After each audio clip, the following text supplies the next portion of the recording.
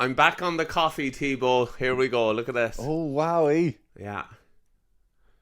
I don't think I missed it as much as I thought. You know what I mean? You're back on the coffee. Yeah, back on the coffee. Here we go. Lent is over. Lent Watch is out. over. Enjoy it. Look, geez, actually a shameless plug. Go on, Earlsy. Keith Earls, there you go. 11:14, isn't it? Or 14:11? 11:14. There you go. Good coffee beans. Great from coffee Keith Earls. beans. Good on you. Have you Peter. running faster than ever? That isn't a sponsored plug or anything. It was just we love Earlsy and we want to give him a shout out. So do go order them. Always happy to help the lads. You've some colour as well, lad. I mean, I was away on holidays too. We didn't see much sun. You obviously did. Do you know what happened to me, Tommy? We went to a water park on one of the rainy days. It was raining and I got absolutely scalded. You know the ones you don't see it coming, and you actually you're shivering around the place. Only the Irish were in the water park on the rainy day. I know. It's a hack. Freezing cold in April. Yeah. So no, I enjoyed it. It was good fun. Yeah, but I do tend to pick up a colour like. Oh, we know. Kind of look at the sun that comes on. I mean, the fact that you had just rubbed oil all over yourself while going to the there you go. water park. It just makes you go faster down the slides. Sorry there. Do you mind if I cover myself here in baby oil? Man, I did an embarrassing one. I got fat shamed at the top of one of the slides. And it wasn't Alistair Campbell. No, it wasn't. Oh yeah, and listen to this. Over to stand on the scales. Sorry, sir. Over 100 kgs. I'd say I was 100 kgs at 10. You know what I mean? 100 kgs is not the bar now, is it? It was for this slide. Yeah, this one kind of went up fairly, and then you could do it in a 2 if you wanted. You could get a but they wouldn't leave me go with Robin. I was trying to pick who would probably balance me off. When I see those, I'm not going to be over the restrictions too much, but surely you'd be a bit worried. Like, you don't, with those slides, you know the way you right up onto the edge of it and stuff. Yeah. You don't want to be the person coming out over the top. You certainly don't. It happened to us one year. We went to one of them and Robin was too small. You know, she didn't meet the height. But I think someone told us you can go to the front desk and you basically sign her off, like, and they give you a wristband that they know, but as her parents and guardians, you're willing to. And I promise you, the first one, she went down this slide and she was like a skimming stone. She went bump, bump, bump, bump, bump, about 4 times and nearly came out of the pool the other end. And straight away I was ripping it off her. I was there, no more. No more of that. No. Bad idea. Yeah. The kids' water park was one of my earliest memories of a family disaster. Oh, no. We went to the water park a long time ago, and Dad went first and got stuck in the slide. Now, looking back on it now, he obviously did it on purpose. Paul, just for the crack. So he's building up all the water. So then my sister went after him to try and like dislodge him. So she went down halfway around and got to the corner, and he's stuck. So then she stuck behind him. But then I came next. And the other way, whenever you're on those slides, you take your shorts off, so you're up on your toes and on your shoulder blades and the heels. Your boots. I was coming like a bullet. Of course you were. Tommy only knows one way. To the end of the pool. So I zooming down round as if I had the baby oil on me, and just as I came round the corner, my sister turned round to look at me. Boom, knee right into her face. No. Oh, absolutely smashed her face. Yeah. What was the damage? Full on black eye. Oh, she was in bad Any way, teeth lost? No, thankfully not. No teeth lost, but it was a drama of the holiday. So that was the end of Dad turning on showing like, I was only trying to mess about on the slides. I can imagine that's something you would do. Oh yeah, I could just see his pain there when he's explaining it to your mom, like, because he's just looking to have a laugh, just trying to have a bit of crack. Anyway, welcome along to episode 29 of the Offload. We're back from our holidays, back to normal again. I have to say, Donncha, before we get into rugby, because there's a right bit of rugby to talk about, we were doing a story on Ireland End this morning. Have you read this about, and it's down in your neck of the woods as well, Kevin from Wicklow, who went down to Cork on a stag do was a little bit late getting down to see the story. You know the story. You know, He was a little bit late. I only heard it if about an hour ago on Neil Prendeville was on Red FM chatting to him. So you fill us in. Yeah. It's so funny. So I love this. So he was going down to a stag do, was late, went into Cork, obviously Saturday night, whatever it was, packed, couldn't get parked anywhere. So just drove out of town a little bit, parked in a housing estate and walked in. Of course, had the time of his life at the stag do. Of course he did. Woke up the next morning. Where the hell is the car? I love this. Him and his mate, one of his mates, decided to stay back. They searched for hours, walking around Cork, couldn't find the car.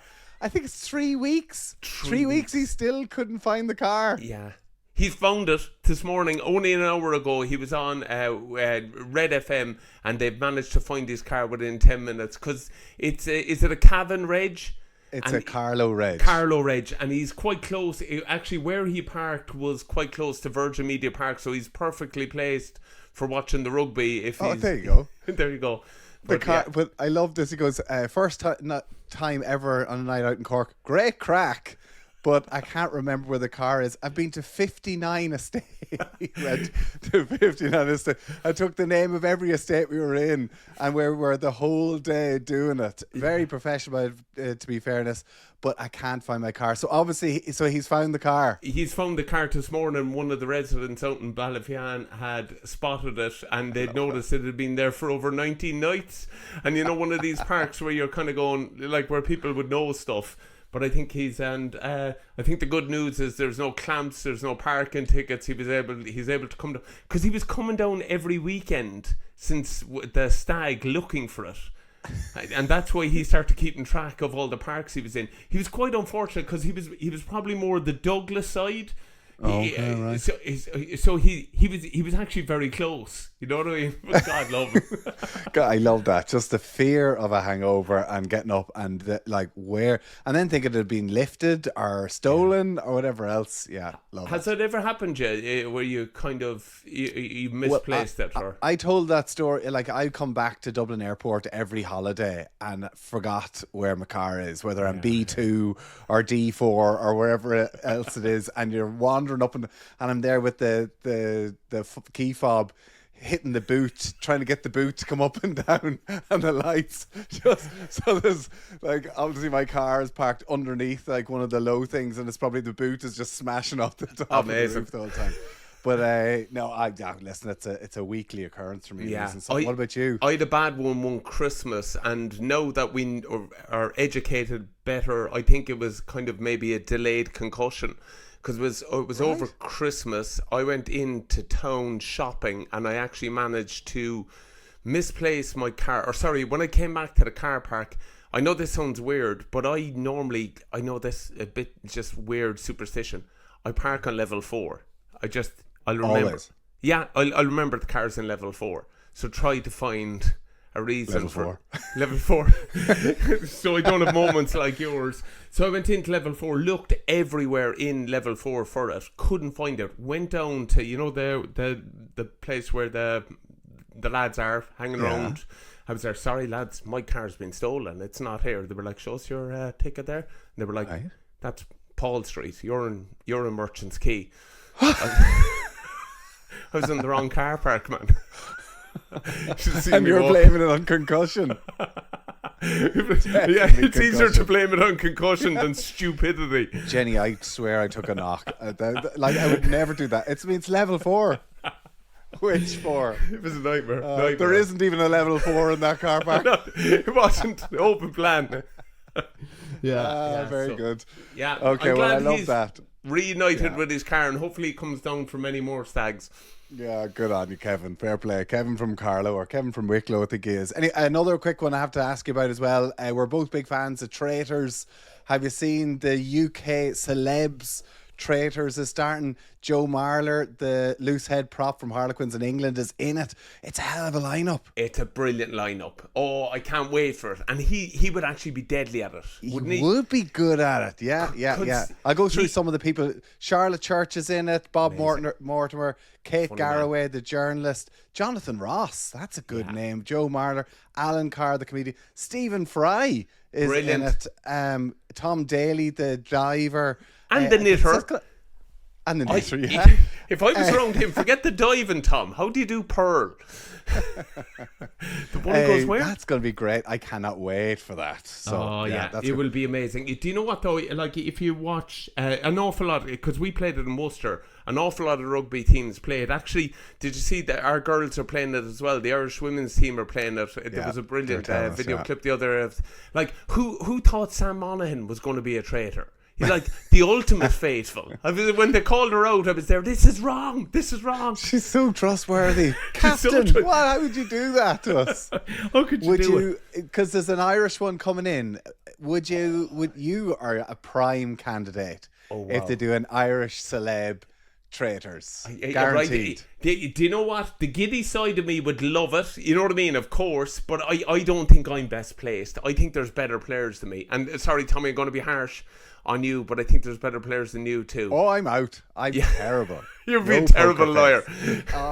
I played it in the rugby change room. The stress levels, I couldn't deal with it. I actually used to have me sweating. I hated it. I think give the people what they want, and he's getting every role that's going at the moment. So if you were to do an Irish one, Johnny Sexton has to go straight in as the rugby contestant, doesn't he? I wouldn't want to be going up against Johnny, accusing him. Could you imagine a round table with him?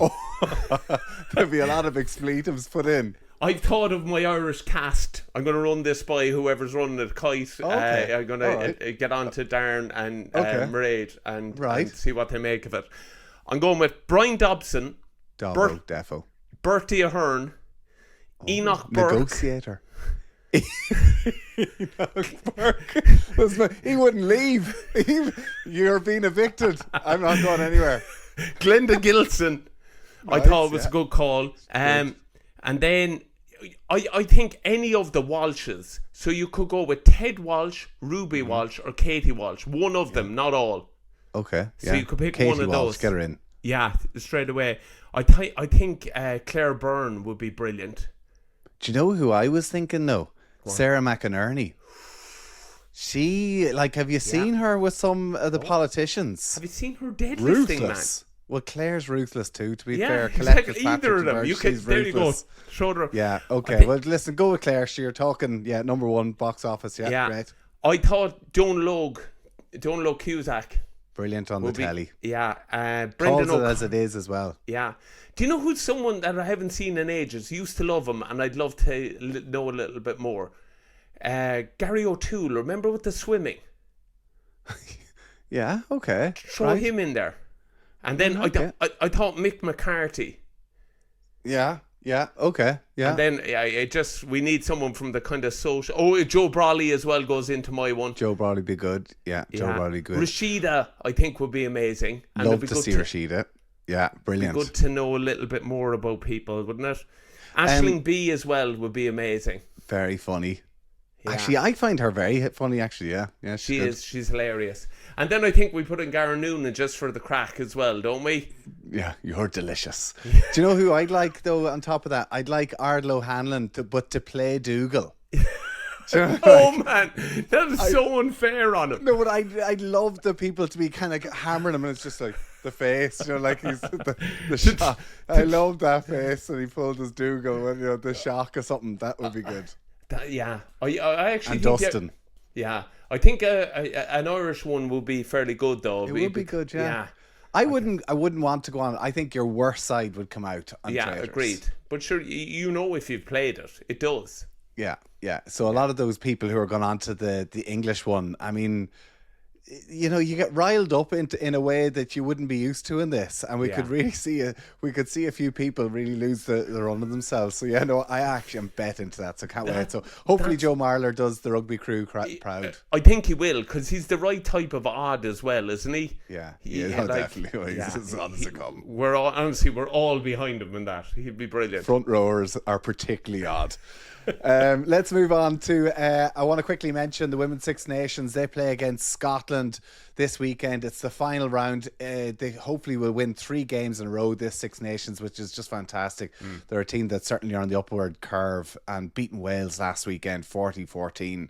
It's great to see. It's great, given we've spoken to Adele McMahon, of course, who's the captain there, and just the trajectory they're on, I think is really 100%. positive. And the performances now, because this is often the thing to say, but France and England are ahead of us in terms of planning and preparation.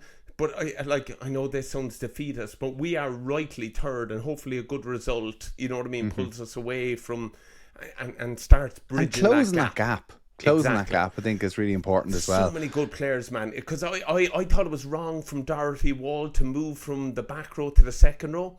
She's a machine. She's an absolute machine. And then Aoife Wafer, man. Is there she reminds me so much of like a Dennis Leamy, a kind of Anthony Foley, born to play the game. You know that way. We see you're the complete opposite of me. I'm just watching the backs. I'm just like the skill level and the athletic ability. Like they're a joy to watch, I have to say. Yeah, it's brilliant. So good on them. So I do want to mention as well, when we're talking about that, the AIL finals, because I know you're all over this, so I'll just get in before you do as well. Clontarf are playing against Cork on Sunday. Railway Union are playing against UL Bows at 1:30. Are you going to the match? So double header, yeah, you're right. I'm going to the match. Myself and Jake are going up. There is supporters buses leaving from Con, and we're jumping on it. Yeah, another dad-son bus day out. There you go. But he's kind of half devastated because there's the Cork tip match down the park, and I was nearly half devastated myself as well, because Frank and Walters are playing at half time or before that. I was there, jeez, you could get a deadly gig in as well. And then Liverpool are playing as well that day, aren't they? Oh, give over. I suppose your son, he's into it. Yeah, he's into it, you're but a Liverpool supporter, aren't you? He knows his place. He knows that it's great for us to go up there and watch Con and then AIL final. And you're right, getting to both of them. Tommy, can I be a little bit like tickets? There, for what you're going to see, you're not going to do better than it. Like, no. You know what I mean? If you can get along to the Aviva there and support any of those matches, you should. You know, it's the grassroots level, and they're going to be two incredible games. Like you mentioned, UL Bows versus Railway. Like, Railway blitzed that league, but UL are retaining champions, so they're going for 2 in a row. And then I watched Clontarf playing Con in Con. Geez, they bring a level of physicality like we're used to at kind of professional level. So I think both games are going to be incredible. So yeah, I'm looking forward to it. But I'm looking forward to kind of going to grassroots, you know what I mean?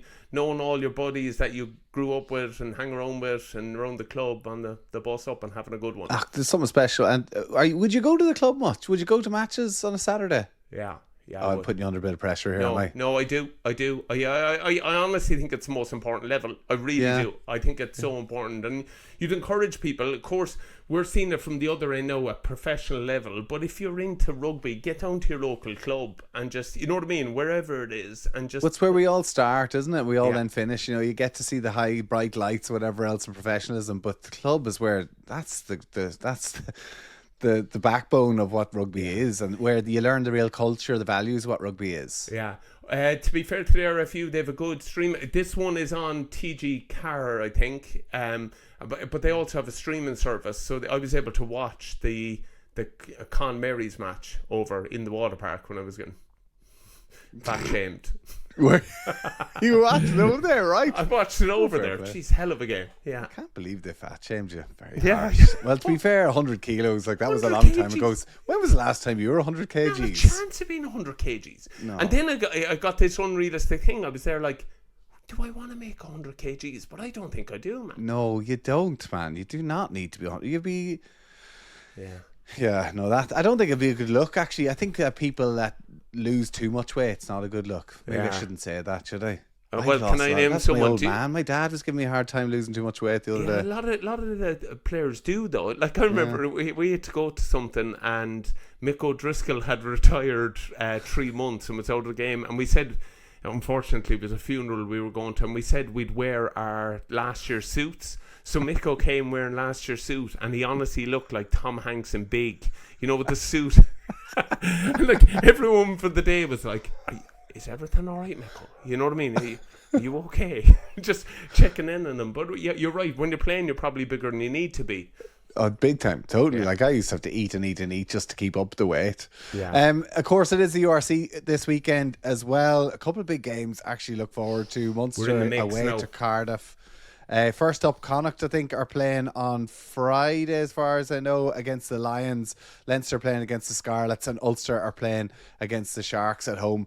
It's URC kids round. Yes. So I think this is kind of around like they're giving kids jobs, like they're going to be doing interviewing player of the match, and they're going to be working as groundsman and whatever else. You're making it sound very harsh. It's quite wholesome and nice, and it's a great way to, like we're saying, to include kids in it. You're making it sound like they're there with 12 wheelbarrows. They're making them work hard. Exactly. Peter O'Mahony is there. You can't call that. That's not cutting the grass. Did you ever get to meet any, like, do you ever remember as a kid getting to meet any former players or any heroes? Oh yeah, like you were lucky when you did, I suppose, the likes of Pat O'Hara. But one for me that you nearly feel bad as an Irish person saying it. For me, like, since that Lions tour in '97, Martin Johnson was up on a pedestal for me. He honestly became like, that's how I wanted to play rugby, and I loved everything he was about, and I just liked the way he went about his business too, and he was gnarly. Not saying that did you meet him before you played against him, or did you I presume you did get to play against him a couple of times? I got to play against him once, in Welford Road, myself and Paulie, and I'll never forget it, Tommy, because, like, honestly, he was iconic for me. Like, and I know in Tigers as well, like over in Leicester. Jeez, what a god over there. But do you remember there was the big fallout over him not moving on the red carpet? And I know all that situation's wrong, and I don't mean to be disrespectful. It shouldn't have happened and stuff like that. But I admired him for not budging. Oh yeah. You know what I mean? I mean, if you weren't Irish, you were loving it. Yeah, I was Irish and I was loving it, man. I was there. He is not for bending. He's not taking a backward step, you know? It was just... I love looking at the clips of it now, and he's just like, nah, I'm not moving. Yeah. I'm not moving. It's Could like, no, please. Could you just go up the other side where you're meant to be? I mean, cop the fuck on here. Like, you're not meant to be here. I don't think he was. Respect. I don't was think... disrespectful. I know you're fishing out to pick my cage, but I think he was told go that side. But then you'd wonder, should the Irish lads gone straight across him? Like, what was wrong was that our president, Mary McAleese, had to walk off the red carpet on the grass. That shouldn't have happened. You know what I mean? But so, but yeah, I got to play against him in Welford Road, and I'll never forget it. They had us under the pump at one point, honestly, and they just kicked into the corner, that old school Leicester pack. And I remember we needed a few minutes, and I scooped off my boot, and the ref was there like this. We'll hold up for him, and he was there. Martin Johnson went, forget about him. He did that on purpose, drive on, and went to walk past him, and the ref went, it's for his boot. We have to stop for 2 minutes. And I'll never forget it, man. He stood over me, right? And it was like, you know, Hagrid from Harry Potter. Like, there was no light anywhere else. Like, looked up, there's this icon, and I remember he just went, hurry up, like that. And the lad slagged me over because I went, I'm very sorry, Mr. Johnson. I tucked in my lace and honestly sprinted back to the line out. I was gutted that I would have nearly kind of lost down. Yeah, lost any bit of respect for him. So I'd say that was the one time, like, how long did it take you to tie your laces? Your fingers just stopped working. Honestly, I remember I didn't even tie it. I just shoved it into my boot. You know, that way I was there like, I'm so sorry, Mrs. Johnson. Oh God. What about you? I used to go to Irish International with my dad years ago. I used to love, but we used to be able to sneak into Berkeley Court. Of course, but my dad had good old Paul. Big Paul. He kind of had a contact, whatever. So he could get in, no bother, but he couldn't get the kids in. So him and his best mate used to be able to get in, get 2 tickets for them to go in, but we weren't allowed. But there, if you went like another 30 yards up past the entrance, there was one bar that was slightly bent. And me and my pal were able to kind of sneak through that and then meet up my dad and his friend. Whatever. So in the Berkeley Court, which is where all the aftermatch functions were. So remember, all the players used to turn up and they'd have their big dinner and be black tie. So I remember getting to meet David Campese once there. Wow. And he came in and they had all their Australian suits on, but he had a baseball cap and it had HTTP www.davidcampese.com. And like, this is where you're like, Yeah. I'm like, I didn't know what WWE. What's this? This is before the internet. He was ahead of the game with a mega hat. Yeah, I was literally printed across it, and we would be there going, "Can we have your boots? Can we have your jersey? Any socks, whatever?" And he just took his hat off and he gave it to me. No way. I was like, cool. So I had this David Campese hat, and I remember taking it into school the following week, and one of the older lads took it on me. Yeah, robbed it. Yeah, he robbed it off me. Yeah. So, two unbelievable life lessons. Yeah. You know what I mean? Oh, listen, don't take it into school, and don't let anybody see it. But he was ahead of his game, and like I didn't even know what a website was back then. Tommy, and the other one, did you not go for the bully, man? Did you not go? That's my hat. Campese gave it to me. No, like, so there's a fella called Big Johnny Martin, and BJ probably listens to this show, so I'm not going to say too much. Hold on, BJ took my hat. BJ, we want the hat back, man. You know what I mean? You surely still have it. It's from David Campese. In fact, Tommy, you've enough clothes. We just want a photo of it, to be fair. I just want my hat. Where's my hat gone? Where is it? Anyway, that was the end of that, and I was devastated. But listen, you learn to live whenever these older lads want something. Yeah. Right. Sorry for that, lads. It's a nice touch, though, by him to give you something like that. I'll never forget it. I went down to the Kinsale Sevens one time, and Pat O'Hara gave me his jersey, and oh my God, man, it was just such a moment. It really was. Gave you the jersey. Gave me his jersey, just beautiful. Yeah, it was so sound of he knew my brother Ulton, and he was just being bang on. But I remember it I like that sort of thing. To get somebody's jersey. Yeah, it is unbelievable. And then when you realise as a player now you have so much kit, you're always trying to give it away. So I mean, true. Listen, if you know any players, if they live up the road, go knock on their door, because you'll get something. You might not get a hat with a website on it though. And if you do, and there's David Campese on it, there you go. Earlsey's Coffee, 11:14. Knock on Earlsey's door. He should have. He probably will have those. I want to say as well, my hero growing up, like you're saying, with Martin Johnson was Christian Cullen. And I used to love watching YouTube videos of Christian Cullen, or watching the old Super Rugby on Sky Sports on the Saturday morning. Oh, he played for the Hurricanes. Unbelievable. And I got to play against him for when he was playing with Munster in Musgrave Park, back in the old Musgrave Park. And he got injured. I think that was when he first wrecked his shoulder. Oh, wow. Yeah, that's right. He was unlucky. But people are harsh on him over that time and stint with us. But he still finished top try scorer in whatever it was, the Celtic League or Celtic Cup that time. Man, he was.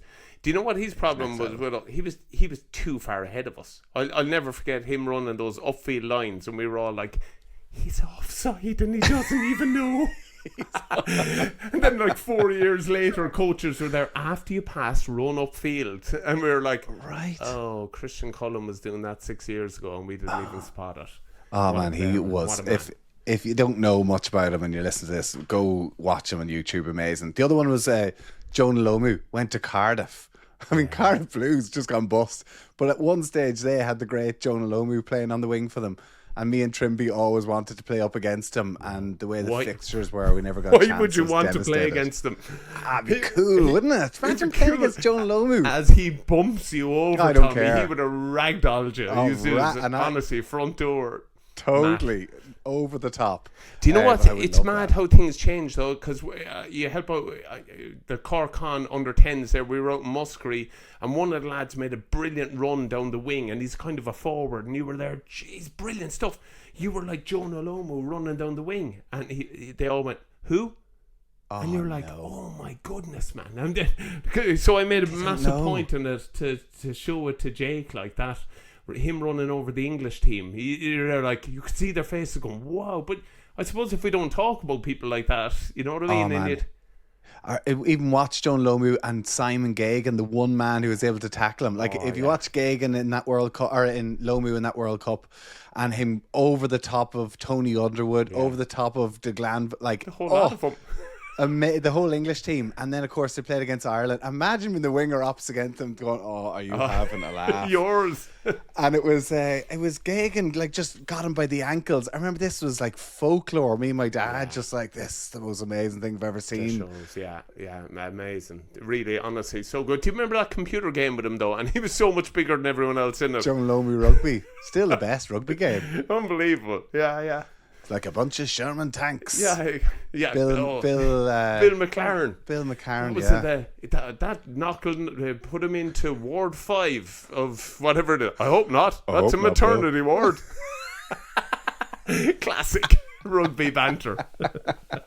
Brilliant. The good old days. Actually, speaking of that, what do you make of, because you'd be in this position a bit, Christian Wade moving over to League? Did you see that? So moving from Gloucester, only back from the Bulls in the NFL, bit of a stint. The Bills. The Bills, sorry. The Bulls. Buffalo Bills. Anyway, yeah, close enough. Yeah, honestly, he's probably going basketball next. I was thinking, geez, I didn't know he was playing down South Africa. I mean, it's okay. I was on about himself the Michael basketball Jordan, team. Scottie Pippen. There he is not the right size. There's many He's taking it to the hole. Many rugby player can play basketball. Christian Wade at 5'8" or whatever he is. Don't doubt him, man. Don't doubt him. But it is I actually played interesting. with him in the Lions in 2013. What an athlete. Holy crap, he was amazing. Yeah. Oh, he literally, on the third test, quickly, the third test, remember they dropped O'Driscoll? Yeah. And John Davies was at second centre, Jamie Roberts was first centre. So the next day, there's all this talk. Obviously, Drico turned up and trained against the team, an amazing professional, whatever else. But Christian Wade that day tore us to pieces. Wow. The day before the match, or 2 days before the match, Christian Wade single-handedly ripped the Lions backline apart. It was insane. But actually, I think that might have been something that really galvanizes a group. So yeah, no, he's class. But he's moving. Were you out in the lash like the night before or something? Well, Hibbard couldn't throw straight. He was hooker, right? He couldn't hit a barn door that day. He was awful. And all the plays. So Johnny lost with him. Absolutely went berserk, as Johnny does. As you would see if he went on the Irish Traitors. Good luck. Yeah, it's Johnny. And the Lions will see this summer too. But Johnny lost him. Hibbs was going to box the head off. I kicked off in that session. Wow.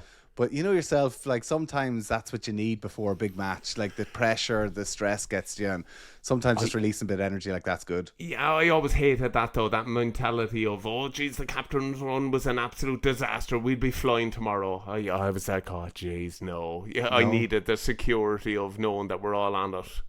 Yeah, I liked having a bad session, I have to say. It focused me, because sometimes, you know, when things are going a bit like that, you just lose a bit of focus. I think if I have a bit of a shocker, it makes me focus in. But on Wade, you're not surprised, like Tommy, whatever about, you know what I mean, like his professionalism and all that, like 3 different sports. To be a professional in 3 different sports is quite remarkable, isn't it? It is, yeah, no, it's amazing. And like, what an opportunity to go off to rugby league. And we've always seen it the other direction, where you have the Jason Robinsons, the Yeston Harris's. There's so many different players. We've Gary Conley, man. Gary Conley, yeah, exactly. Honestly, Brian Carney. Man. Yes, Carnes, legends, man. I think it's a good thing if you can get that outside influence and different kind of mentality. Well, very rarely you see them going back the other way, so that's quite cool. But he's going to join Wigan, which are an unbelievable side as well. So I mean, that's going to be a great opportunity. He was just. Huh? Who from the Irish fold could you see going? Like, who would make an impression? Go on. I would say someone like a Joe McCarthy, like a big lump. Do you know who I would say from the weekend? We'll talk about big Cormac Izachuku for Ulster, that big back row carrier, like a Gavin Coombs. Some of those big lumps who just get you over the game, like. Some of the hits. Did you ever watch the incredible State of Origin? Even in that, oh my god, that's unbelievably big. Joe, I wonder, are they a little bit too big? If you know what I mean. Maybe. Yeah, they're a bit more athletic, these rugby league lads. They don't need the scrum. No, they don't. Or the line out. Actually, you could put Dan Sheehan in there to see him hat-trick off the bench. Great shout. Yeah. Yeah. Jeez. And Tommy O'Brien. Jeez, to see his try against Ulster at the weekend too. Yeah. So yeah, no, it's good. What did you make of that match? Like, obviously, it was competitive, Tommy, wasn't it? Like, it's just, as you said, that bench being rolled off, man, it's hard to live with. Listen, Leinster are just on such a different level at the minute, you know, exactly. When you see that bench that they came on, Sheehan, Furlong, Porter, Snyman, should they be trying stuff? Should they, like, because they're on the run in now, should they be trying things like a 7-1 and, you know, just a few different things to... No. Because do you know what, Donncha, they've done that the last couple of years. And then all of a sudden, when it comes to the big matches, it's as if they've taken their eye off the ball. I actually think with this team now, they're like, don't want to try anything. That's why we've got a loaded bench. We are taking every game serious. Because in the past, the problem is they probably have sent out their third team and then they've all of a sudden copped a loss, and it just sets a bad mood around the place. Well, personally, I always preferred it, man. The run into the season, even if I'm carrying a few niggles and bangs and knocks, I want to play. Change training or find a way in training to keep me a little bit fresher, but put me out Saturday and match hardened. Let me and play. I think that's what they've got wrong, as opposed to anything. I think they haven't got to a kind of bedded in 15. But those guys play a lot of rugby. But as you say, exactly, they came off the bench, but then they went to the big screen. The likes of Geordie Barrett there, still, waving to the crowd. Josh van der Fleer. You're like, wow. It's an embarrassment of riches. And I do think Ulster put it up to them. To be fair, I thought Ulster went well and kind of shot themselves in the foot with a couple of tries, giving away bad exits and then giving Leinster, access to your 22. So, yeah, that kind of scuppered them big time. But I think for Ulster, they have a big 3 games ahead. And like obviously the Sharks this weekend is going to be a massive one. But then you have the likes of, when you're talking about embarrassment of riches, they have like Saya Khaleesi's going to be there. You have Bongi Mbanambi's going to be there. You have that's the call with the Sharks all year. If they honestly, man, if they go for it, they could honestly they could rip up this league. It's just actually I know this, you don't want to be overly harsh because we want all the teams doing well, but they've been so disappointing. They should be like, for what they have in that squad. But to be fair, they're up in 4th at the minute. Like, you kind of got to think that you don't want to be getting them in the knockout stages. No, they've obviously got Ulster this weekend, and then they're back home, the Ospreys and the Scarlets. So you got to think, hopefully they lose this weekend, and then they've got 2 matches at home to kind of solidify themselves in the top 3. I mean, it's going to be interesting because you have the likes of like the Bulls, Sharks, like Benetton, Cardiff, Munster. Munster are 7th at the minute. Where Munster obviously play Ulster as well. I hope they lose that one too. But like, they'd be kind of thinking if they can win their last 3 games, they've got a good chance of trying to get themselves back into the But I don't know. I think actually the top 4 is too far away for the rest now. Well, and the Sharks, you're going to have to go to Durban to play them with like their main men there. That's like, they're going to be a tough one to play against. Yeah, agreed. Yeah, you're going to say here comes the red goggles, but it's just the weekend, man. So disappointed. I know, the Munster camper saying, you know what I mean, they would have lost to the Blues anyway, but the error by the by the kind of 4th officials and stuff like that, just absolutely shambolic, man. I thought it was disgraceful to go 14 players. 6. Is that the same thing that happened to you before as well with the HIA? Honestly, Munster are quite possibly the worst officiated team in any league. They genuinely... That's rubbish. Well, okay, I'll say this to you. Now, Niall O'Donovan was a team manager and he was on the sideline losing his mind. But if this has happened... Fool me once, shame on me. Or shame on you. Fool me twice, shame on me. This has happened to them twice in one season. They're the only team that this has happened against. Yeah. So they should know the rules. Of course, they should have walked off the pitch or stopped it. Yeah. But they should have played on, Donncha. Then you, for me watching it, I'm going like, what's going on here? The HIA can't understand it. Munster, it's happened to them earlier in the season. There was an awful lot of question marks and scratching heads and what's actually going wrong here. It's happened to them before. They shouldn't have let it happen again. I think that's fair comment. Honestly, and Tommy, you're right, because that's what it has to happen from now on in. Or you have to say to a player that's got a HIA, stay on the pitch because we're going to be punished again.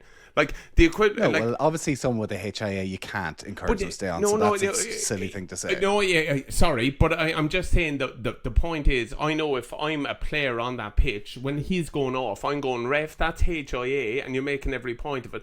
But there was even stupid stuff, man. Did you see the tap off the knee to score the try for your mate? I saw you commenting on it, yeah. You're like, how? Like, you can't do that. But it's just honestly, right? And I'm going back to it. When you're trying to get things across in underage rugby, tapping the ball is actually quite a hard skill for kids to learn. Either putting it on the ground and knocking it forward, or soloing it to get it up and going. And then there we have it. And you're right. Like, I could see Jack Crowley going to the ref. He hit it off his knee. But you're right. Jack should have gone, do you know what, ref? I'm not kicking off the ball because you're not. Tadhg Byrne, captain.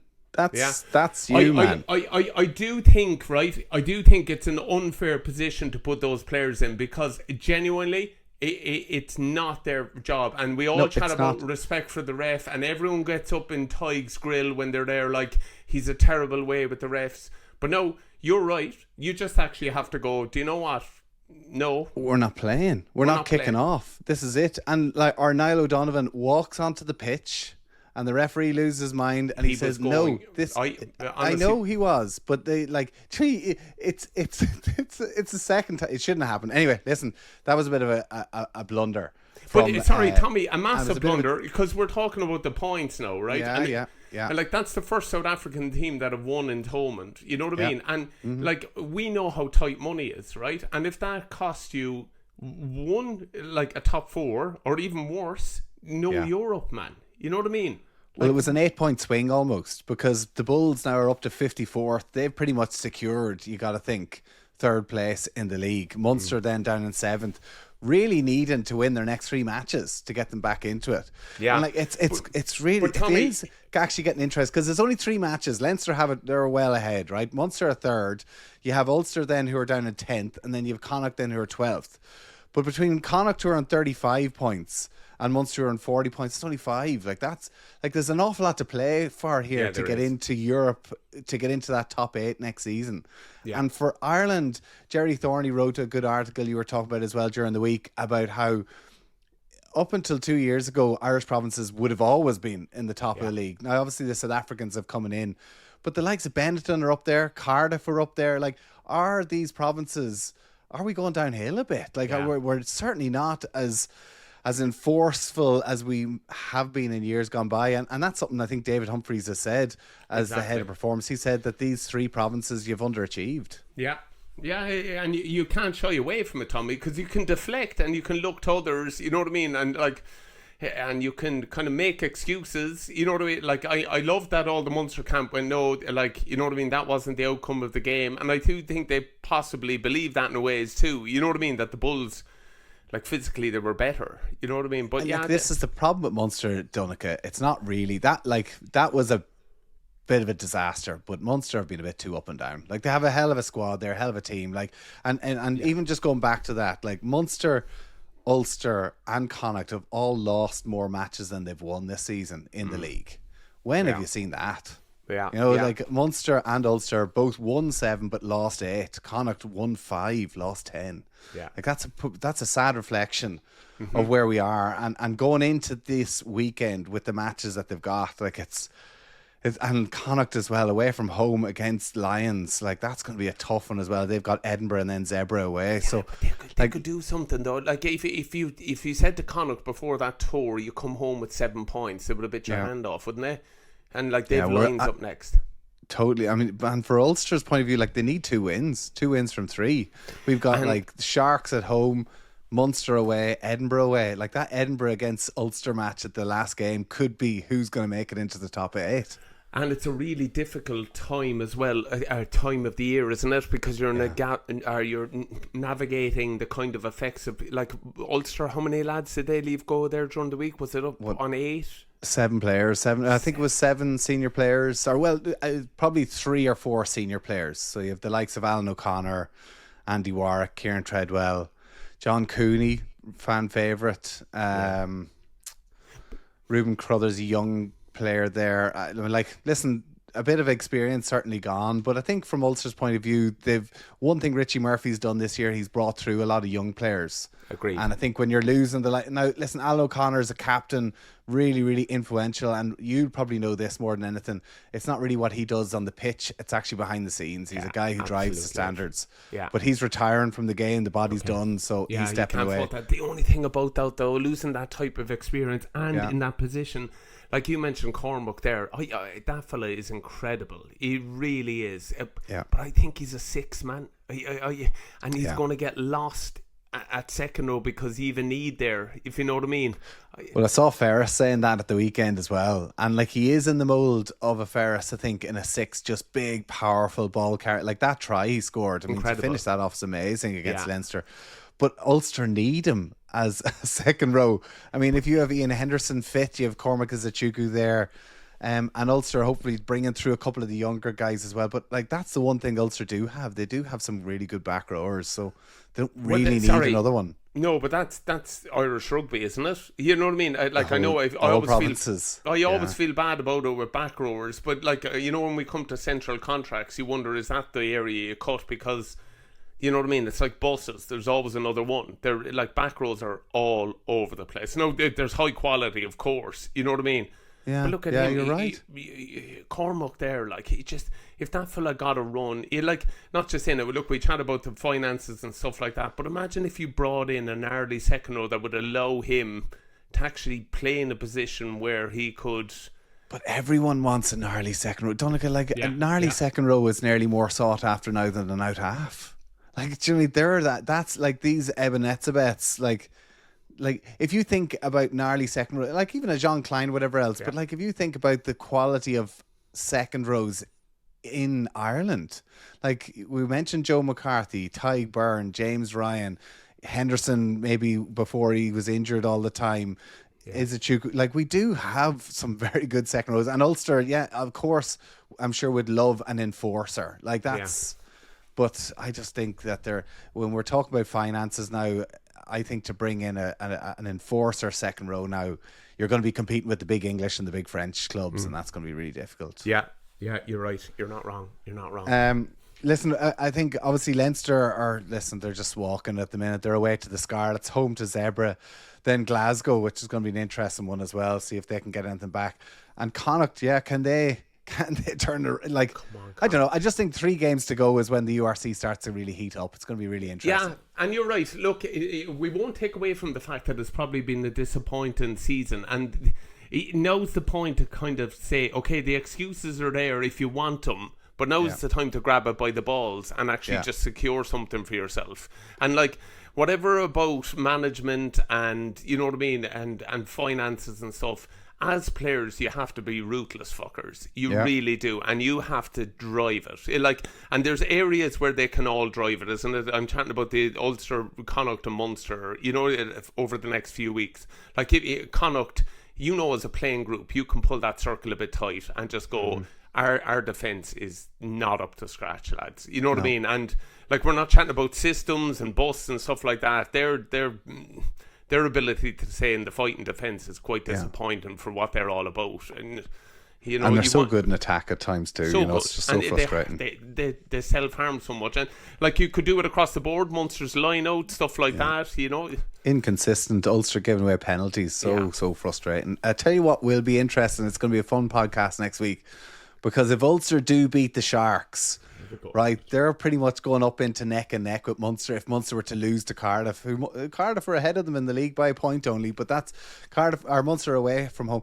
So Ulster would have to go to Thomond Park next weekend. Both teams need a win. That's going to be a cracker of a match. And the way we're being refed at the moment, we'll probably be put down to 13. And here, maybe just go and learn the rules, will you, going into next week? Of course, it was our fault. For a change. Of course, it had to be Munster's fault. You know what I mean? Of course. Listen, you know what? Sometimes, accountability was something you talk about all the time as a player.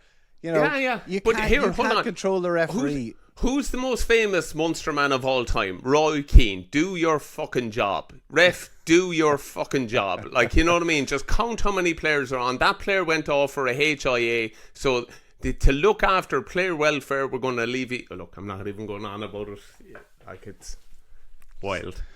No point in crying over spilled milk now, Tommy. But yeah, you're right. It'd be great if it came down to it a little bit. Personally, and I'm not just saying it, I'd love if all the Irish provinces were in the shake-up. Of course we would. Of course we would.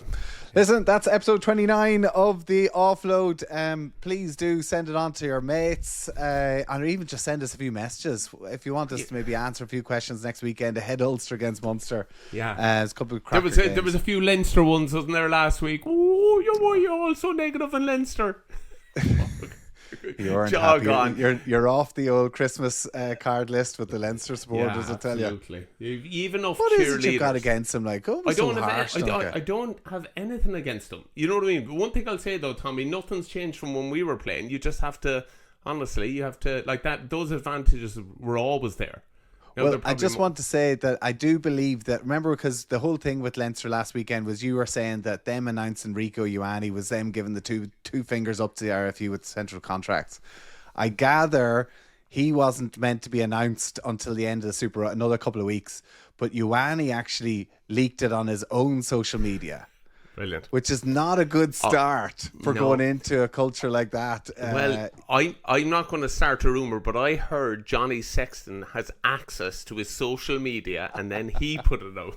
We might as well stir it some bit. Love it. Put that in your book. There you go. Dunners, enjoy the AIL this weekend. Enjoy the Munster match, and we'll catch up with you next week. Go well, Tommy.